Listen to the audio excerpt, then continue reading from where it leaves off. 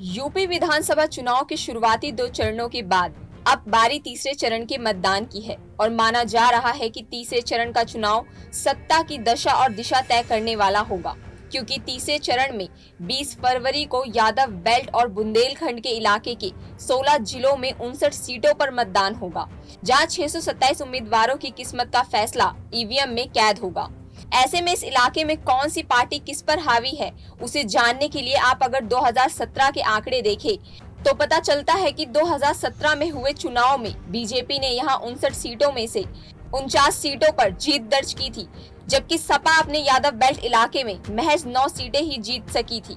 जबकि कांग्रेस को 1 सीट मिली थी और बीएसपी खाता नहीं खोल सकी थी। खास बात यह है कि यूपी में तीसरे चरण के चुनाव के बाद उत्तर प्रदेश की कुल 403 सीटों में से 172 सीटों पर मतदान हो चुका है,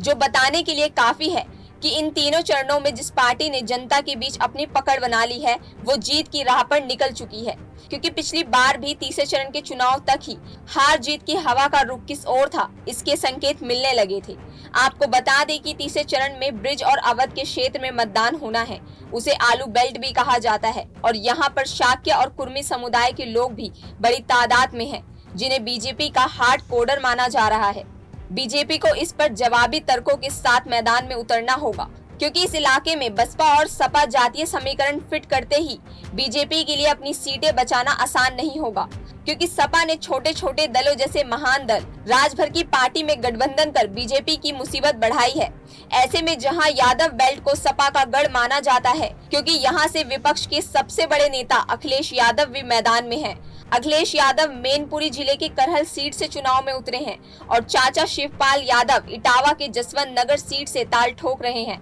ऐसे में ये कहना गलत नहीं होगा कि तीसरे चरण का चुनाव सपा के लिए प्रतिष्ठा की लड़ाई है, क्योंकि पिछली बार के चुनाव में सपा को बीजेपी ने यहाँ भी मात दे दी थी। इसलिए चाचा भतीजे इस बार साथ मिलकर साइकिल को रफ्तार देने में लगे हैं। तो वहीं दूसरी ओर बुंदेलखंड में पानी की समस्या इस बार भी चुनावी मुद्दे में शामिल है, जिसके चलते ही बीजेपी जल जीवन मिशन हर घर जल हर घर नल योजना की बूते खुद को बुंदेलखंड में स्थापित करने की पुरजोर कोशिश कर रही है। बहरहाल दावे और वादों की भरमार है, लेकिन जनता किस पर एतबार करेगी, इसे जानने के लिए अभी थोड़ा इंतजार जरूर करना पड़ेगा।